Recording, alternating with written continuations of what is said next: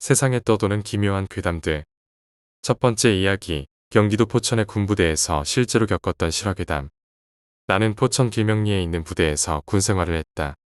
그 부대는 훈련이 많기로 유명한 곳이었다. 지금은 어떻게 변했는지 모르지만 당시에는 마을도 드문드문 있었다. 무슨 훈련이었는지 기억이 나지 않지만 우리 소대는 방어 훈련을 하고 있었다. 몇백 미터 정도 되는 야산 위에 진지를 구축하고 밤새 방어 훈련을 하고 있었다. 나는 기관총 탄약수였다.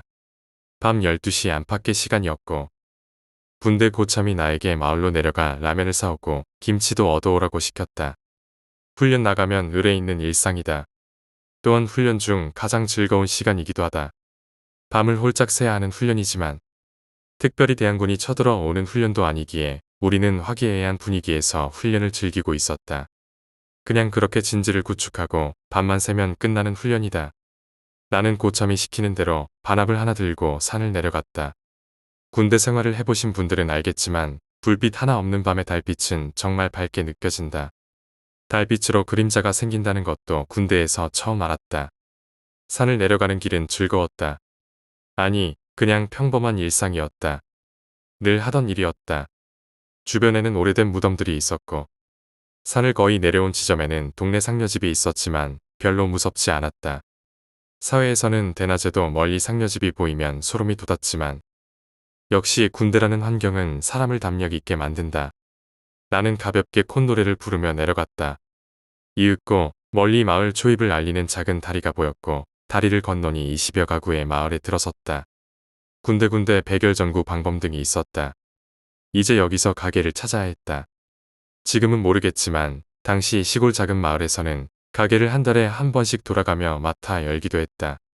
가게를 해서는 생계가 안 되니 가게만 할 수도 없고 농사도 지어야 했다. 그래서 그냥 집안에 물건을 들여놓고 파는 식이었다. 즉, 가게라는 간판이나 표식은 없었다. 그리고 밤 늦은 시각에도 물건을 사겠다고 하면 절대 짜증내지 않고 자다가 일어나 물건을 팔기도 했다. 그렇게 어느 집이 가게일까 두리번거리며 점점 마을 안으로 들어가고 있을 때였다.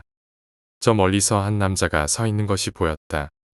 아무도 없는 고요한 마을. 바람에 백열전등이 흔들릴 때마다 마을도 흔들리는 적막한 마을에 반가운 사람이 보였다. 나는 너무 반가운 나머지 큰 소리로 그 사람을 불렀다. 아저씨, 여기 가게가 어디예요? 그러자 그 남자는 따라오라는 듯 내게 손짓했다. 나는 기분이 좋아져서 촐랑거리며 다가갔다. 가게를 찾는데 고생 좀 할 줄 알았는데 의외로 쉽게 찾게 생겼지 뭐야. 라면을 좀 사고 소주도 사오라고 했지. 김치도 얻어오는 거 잊지 말아야지. 두 손에 다 들고 산을 올라가려면 좀 힘들겠는걸. 그래도 빨리 왔다고 칭찬받겠다. 그렇게 나는 그 사람에게 다가갔고 그 사람은 따라오라는 듯 저 멀리서 앞서 걸어갔다. 그렇게 반합을 앞뒤로 흔들며 따라가고 있었다. 그런데 그 사람은 분명 느릿느릿 걸어가는 것 같았는데 나는 젠 걸음으로 쫓아가는데 이상하게 거리가 점점 멀어지는 것 같았다. 그 사람은 다시 나를 돌아보더니 빨리 따라오라고 재촉하는 듯 손짓을 연신했다. 나는 다시 속도를 내어 서둘러 따라갔다. 그렇게 따라가다 언뜻 뭔가 이상해서 주위를 둘러보았다. 마을의 백열전등 불빛이 점점 희미해져 가고 있었다. 다시 말해 마을을 벗어나는 것이었다. 뒤돌아 마을을 쳐다보다가 그 사람을 보았다. 순간 나는 놀라지 않을 수 없었다. 그 사람은 마을이 끝나는 지점에서 시작되는 야트막한 산으로 올라가고 있었다. 이게 뭐지? 가게가 저기에 있나? 저 사람은 마을에 벗어난 낮은 산에서 사나? 거기에 가게가 있나? 아니면 저기 지나면 다른 마을이 있나? 이렇게 온갖 잡동굴이 생각이 드는 중이었다. 그때 그 남자가 갑자기 멈추었다. 이윽고 나를 향해 돌아섰다. 희미한 달빛에 비춰진 그의 모습은 그냥 사람의 형체 그 이상도 그 이하도 아니었다. 저게 뭔지 판단조차 할 수 없었다. 그렇게 1분 같은 몇 초의 시간이 흘렀다. 나는 반합을 든 손을 굳게 쥐고 멍하니 그 사람을 쳐다보고 있었다. 그 사람은 산으로 올라가다 말고 내가 안 따라가자 가던 길을 멈추고 내 쪽으로 몸을 돌려 나를 정면으로 응시하고 있었다. 이윽고 그가 다시 내게 손짓을 했다. 어서 따라오라는 신호였다. 나는 조금씩 뒷걸음을 쳤다.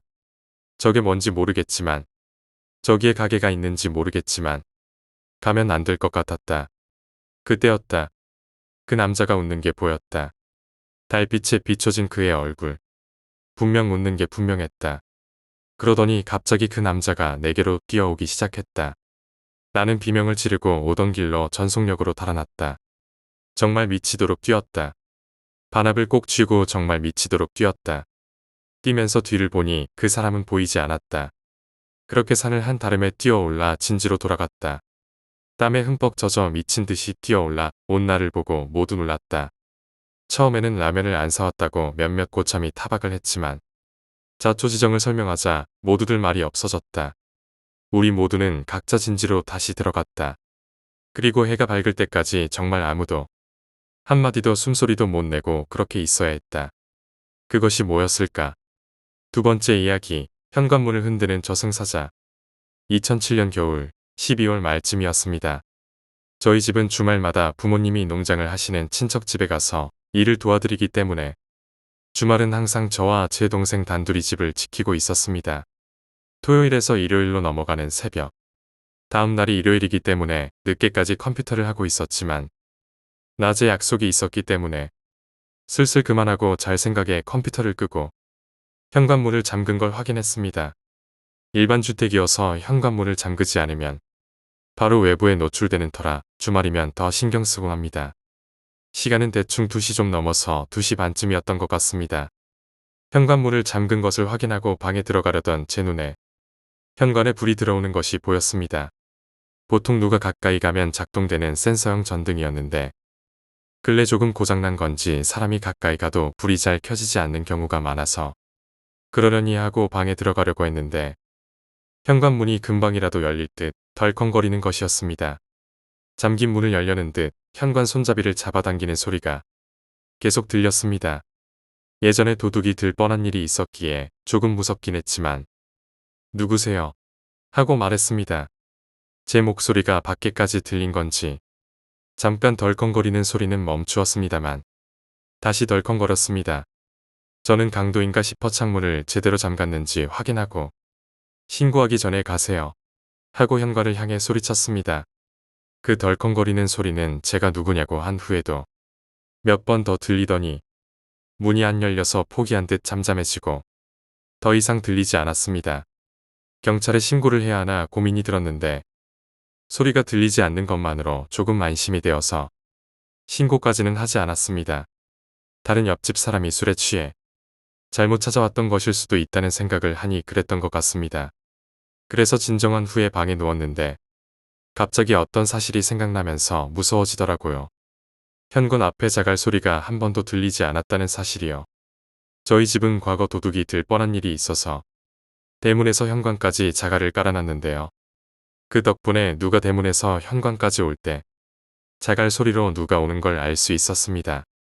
개나 고양이 한 마리가 지나갈 때도 들리는 자갈 소리가 현관문이 덜컹거리기 전에도 덜컹거린 뒤에 소리가 잠잠해진 후에도 한 번도 들리지 않았습니다. 그러자 갑자기 졸음이 사라지고 정신이 바로 들었습니다. 그렇게 거실에서 현관을 쳐다보며 뜬 눈으로 지새우다가 동이틀 무렵에서야 잠이 든 것 같습니다. 깨어나니 다행히 아무 일도 없었습니다. 다음날 친구와 만나고 저녁에 돌아왔는데 부모님이 하는 이야기를 듣고 소름이 돋았습니다. 옆집 할아버지가 어제 새벽에 집에서 돌아가셨다는 것이었습니다. 혼자 계시는 할아버지께서 돌연사 하셨다고 합니다. 누군가 침입한 흔적이나 할아버지를 폭행한 흔적이 없어서 미스터리한 사건이라고 합니다. 혼자 사시긴 하셨지만 지병도 없으시고 건강하셔서 더더욱 알 수 없는 일이었습니다. 다만 어제 저희 집 현관을 덜컹거리게 한 일과 연관이 있는 것 같아서 아직도 그날 밤을 생각하면 잠을 이룰 수 없습니다. 세 번째 이야기, 엄마의 예지몽. 저희 어머니께서는 가끔 예지몽 비슷한 것을 꾸시는데 가끔은 신내림을 받으신 게 아닌가 하는 생각이 들 정도로 오싹하게 맞아떨어질 때가 많습니다. 한 번은 어느 여름에 꿈을 꾸셨는데 돌아가신 시어머니께서 수영복을 입으시고 물기를 뚝뚝 떨어뜨리면서 나타나시더랍니다. 그리고는 아무런 말씀도 없으신 채 지그시 바라보고 계시더니 스르륵 사라지셨다고 합니다. 그 꿈 이야기를 들을 당시에는 별로 대수롭지 않게 생각하고 넘어갔습니다. 그런데 그해 가을 벌초를 하기 위해 할머니 묘지에 갔는데 집안 어른들이 먼저 와 계셨습니다. 어른들께서 하시는 말씀을 들어보니 묘의 옆으로 물골이 생겼다고. 아마 장마 때 생긴 것 같은데 이 정도면 관속이 다 젖었겠다. 산 위쪽에 도랑을 내서 물기를 내야 한다는 이야기였습니다. 할머니 묘 옆을 보니 정말로 움푹 파인 도랑 같은 게 만들어져 있었습니다. 장마철 비가 많이 와서 산을 타고 흐르던 빗물이 무덤 옆으로 흘러내린 것입니다.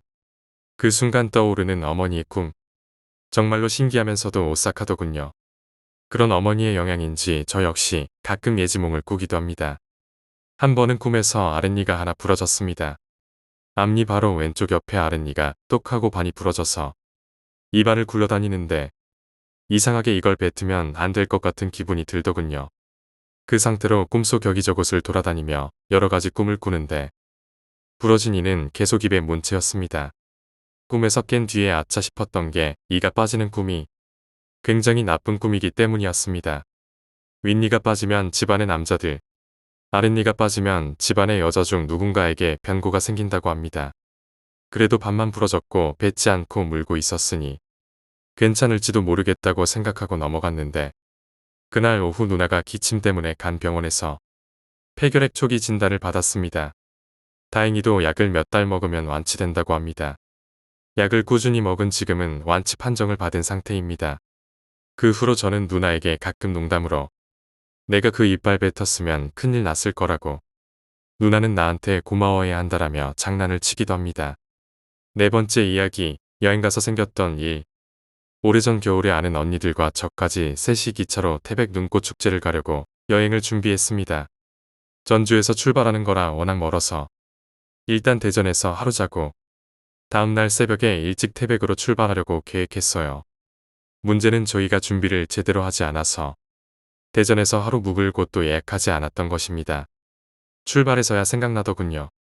그렇다고 찜질방에서 자고 싶지도 않아서 조금 비싸도 근처 호텔로 가자고 했습니다. 막상 도착해서 숙소를 잡으려고 하니 몸이 무척 피곤했습니다. 여기저기 시내를 둘러보면서 괜찮은 호텔을 알아볼 체력이 없었어요. 그냥 역 근처에서 얼른 구해서 쉬자라고 얘기를 했죠. 그런데 역 근처에 숙소가 많은 골목으로 가니 어떤 할머니가 여자 셋이 늦은 밤에 골목을 돌아다니면 위험하니까 다른 곳으로 가라는 것이었습니다. 나중에 알고 보니 저희가 간 골목은 그러한 분위기의 곳들이었습니다. 그래서 할머니께 이 근처에 괜찮은 숙소 있냐고 여쭈어 보았고 할머니께서 어떤 숙소를 추천해 주셨습니다. 숙박비도 하룻밤에 5만 원 밖에 하지 않아서 고민도 하지 않고 바로 그곳으로 결정했습니다. 저희는 온돌방을 요청했고 숙소 아주머니는 3층 맨 끝에 있는 방을 주셨습니다. 들어가자마자 방이 어마어마하게 컸는데 조금 이상하게도 방 한쪽 구석에 영화 타짜에 나오는 동그랗고 큰 테이블이 있었고 위에는 화투가 있더군요. 바닥에는 칼자국도 많아 보였죠. 그때 직감적으로 알았습니다. 여기 불법 도박장으로도 쓰이는 방이구나. 그러나 어쩔 수 없었습니다. 이미 12시가 넘은 밤이었고 길을 모르는 곳에서 다시 나가서 여자 셋이 거리를 헤매는 것은 무서웠습니다. 어차피 피곤하니 문단속만 잘하고 바로 잠들면 괜찮겠지. 그렇게 생각했던 것 같아요. 문제는 잠이 든 다음이었습니다. 한참 잠을 자는데 갑자기 방에서 이상한 목소리가 들렸습니다. 깜짝 놀라 눈을 뜨니 웬 남자가 식칼을 휘두르고 여기에 있는 놈들 다 죽여버릴 거야. 라며 칼을 허공에 휘두르고 있었습니다. 분명 문을 잠그고 잤는데 누가 있는 것이었습니다. 자다가 깼는데도 너무 놀라 심장이 벌렁벌렁 거렸습니다. 고개를 돌려 언니들을 몰래 깨우려고 하는데 언니들은 이 상황에서 자고 있는 것이었습니다. 괜히 깨우려다가 남자를 자극할 것 같아서 머리맡에 둔 핸드폰을 꼭 쥐고 바로 일어나서 방에 불을 켰습니다. 남자의 얼굴을 확인하고 바로 경찰에 신고하려고 말이죠. 그런데 불을 켜자 남자는 사라지고 없었습니다. 방에는 저희 셋만 있었고 불을 킨 탓에 언니들은 잠 깬 모양인지 갑자기 왜 불을 켜냐고 신경질을 내더군요. 순간 이게 꿈인가 싶어서 환각인지 이해가 안 가고 당황스러웠지만 일단 다시 자기로 했습니다. 불을 끄고 이번엔 언니 옆에 붙어서 다시 자려고 했어요. 그런데 누워서 눈을 감자마자 귓가에서 다시 자려고 라는 남자 목소리가 들렸습니다. 아까 칼을 들고 소리친 남자 목소리였어요. 너무 놀라 눈을 뜨니 이번에는 방구석 식탁 위에서 누군가 쪼그리고 앉아 저를 쳐다보고 있었습니다. 눈을 감을 수도 없고 뜰 수도 없어서 고개를 돌려 언니를 깨우려고 했는데 이상하게 언니는 일어나지 않았습니다. 그 상황에서도 순간 화가 나서 언니가 이 상황을 아는데도 회피하려고 자는 척한다 생각했습니다. 결국 저는 언니들에게 기대할 수 없었고 다시 용기를 내서 불을 켰는데 역시 이번에도 방에는 저희밖에 없었습니다. 그 뒤로는 어떻게 잠을 잤는지 모르겠습니다. 다시 누워서 자려고 하면 누가 자꾸 몸을 흔들어서 잠을 깼습니다. 누군지를 확인하기도 무서웠지만 확인하면 역시 아무도 없었습니다. 핸드폰을 보니 아직 새벽 4시. 저희가 일어나기로 하기로 한 시각은 새벽 5시여서 1시간밖에 잠을 잘 수 없었지만 상황이 이러니 차라리 빨리 일어나서 나갔으면 하는 생각뿐이었습니다. 잠을 자지도 못해서 계속 핸드폰 시계만 확인하는데 갑자기 머리맡으로 우르르 여러 명이 왔다 갔다 하는 게 느껴졌습니다. 어두워서 잘 보이지 않았지만 사람들이 움직이는 건 분명했습니다. 이번엔 도저히 일어나서 확인할 용기가 나지 않았습니다. 그러다가 갑자기 알람이 울렸습니다. 벌써 새벽 5시가 된 거죠. 그러자 갑자기 언니들이 약속한 것처럼 벌떡 일어났습니다.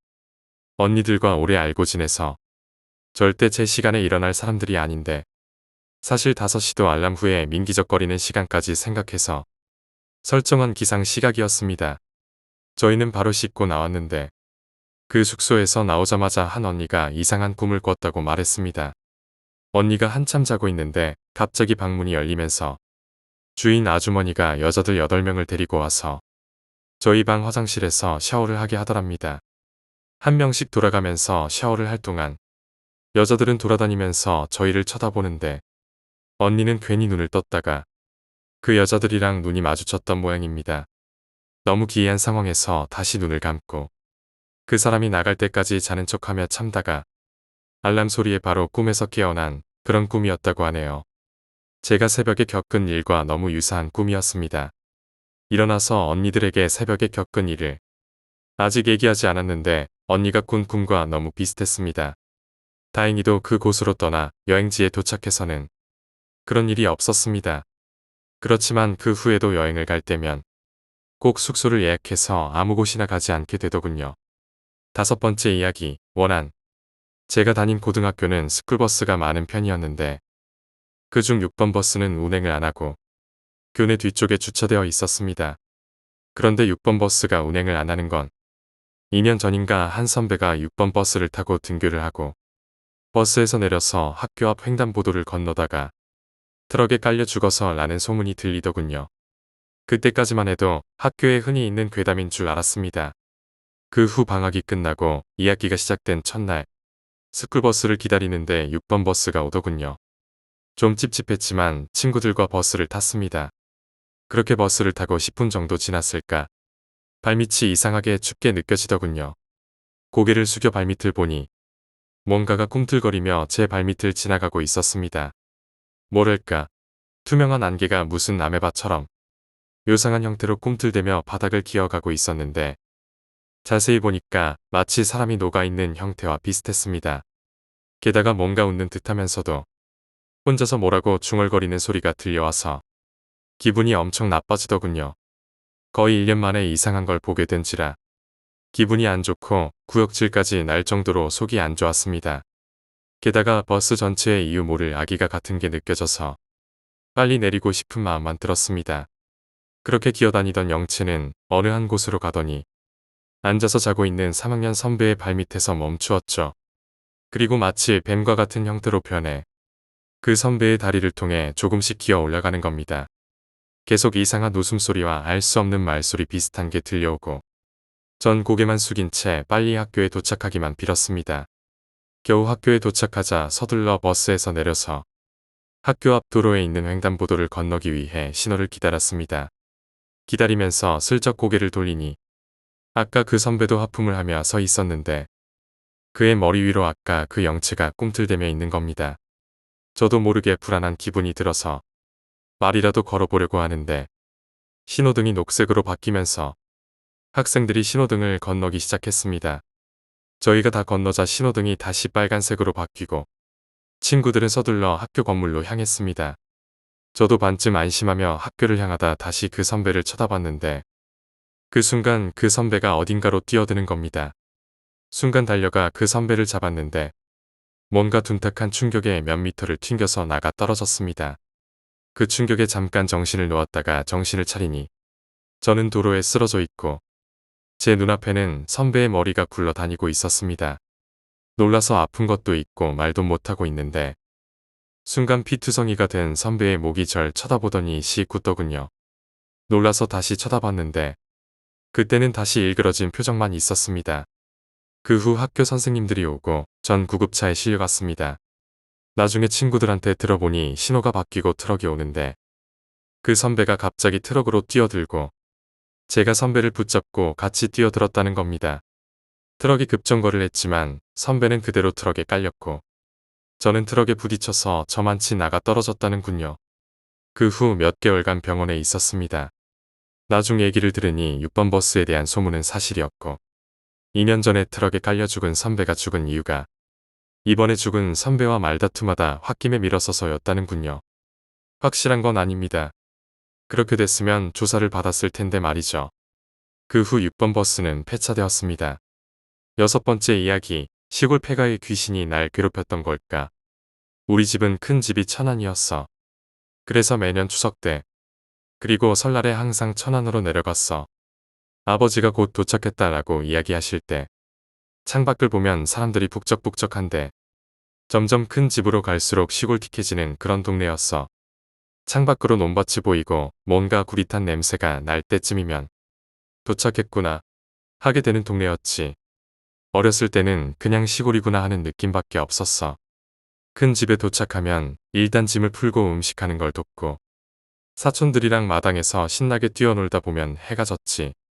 또 시골에만 도착하면 아버지가 절대 마당 밖으로는 나 혼자 못 나가게 하셔서 집 주변에 뭐가 있는지도 잘 몰랐어. 마당 밖으로 나갈 일은 사촌 형들이랑 썰매 타러 집 뒤쪽에 있는 언덕에 갈 때 정도밖에 없었거든. 그렇게 시간이 흐르고 초등학생 때까지만 해도 매년 내려가다가 중학교에 입학하고 나서는 학원 간다, 뭐 한다 하면서 안 가게 되었어.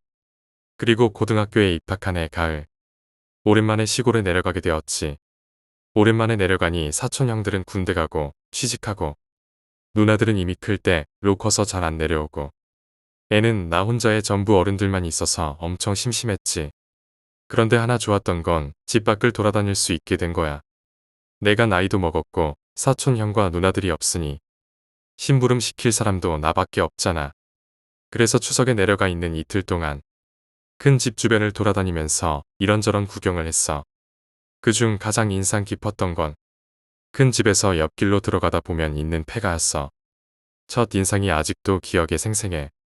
열대평 남짓한 공터에 집이 한 채 있는데 지붕은 나무 판자 위에 볏짚 같은 걸 엮어서 만들었고 집 대부분은 나무로 되어 있었어. 문은 나무 판자 2개로 되어 있었는데 자물쇠가 걸려 있었어. 쩍 보기에도 사람은 안 사는 집인데 자물쇠가 걸려 있으니 궁금하잖아. 가까이 가서 판자문 사이로 집 내부를 슬쩍 봤지. 그냥 단칸방인데 바닥에 노쇠 그릇 같은 거와 숟가락이 널브러져 있었고 멀찌감치 안에는 나무에 한지가 발려있는 함 같은 게 있었어. 내 딴에는 너무 무서웠어. 그걸 보자마자 소름이 쫙 끼쳤거든. 그리고 집에 와서 큰아버지한테 여쭤봤어.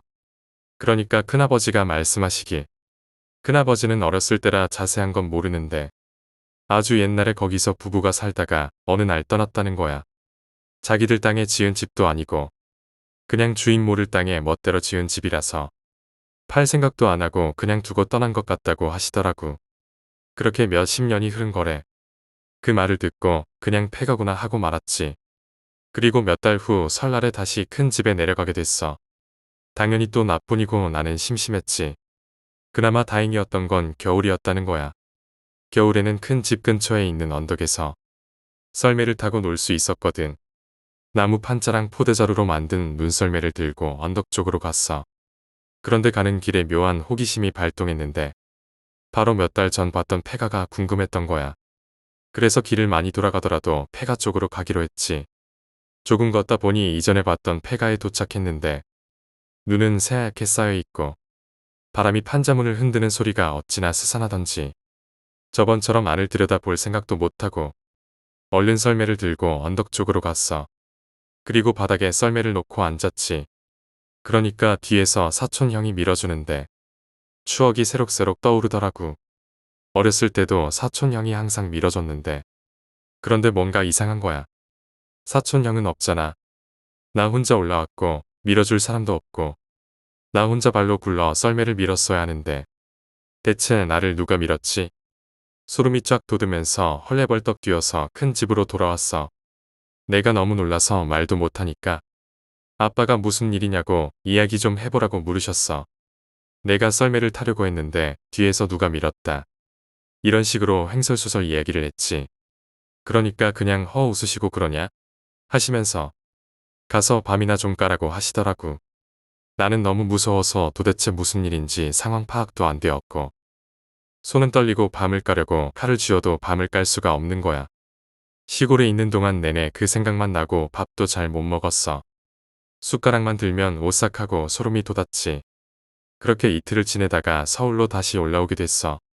나는 아무리 생각해도 내가 본 폐가가 문제인 것 같은 거야. 그래서 우리 차를 타고 같이 서울로 올라가시는 큰고모한테 여쭈어 봤지. 그 집 근처에 폐가 있는 거 아시냐고 말이지. 그러니까 큰고모가 말씀하시길 옛날에 거기 부부가 살았는데 남자가 망난이었대. 부모가 누군지도 모르고 집도 없고 하루 벌어서 술이나 사 먹던 사람이었는데 어느 날 여자가 생겨서 결혼을 한 거래. 여자가 말도 없고 자꾸 울었던 걸로 봐서는 결혼 생활이 순탄치 않았던 것 같더래. 그렇게 살다가 애가 생겼는데 여자는 그 애를 금이야 오기야 업어 키웠다는 거야. 엄청 예뻐했대. 그런데 그 애가 추운 겨울에 병에 걸렸는데 형편이 어려워서 약도 한 번 못 써보고 그렇게 죽었대. 그 후에 여자는 어디로 갔는지 훌쩍 사라져버렸고 남자도 어느 날 사라졌다고. 그 이야기를 들으니까 진짜 온몸에 소름이 확 돋는 거야.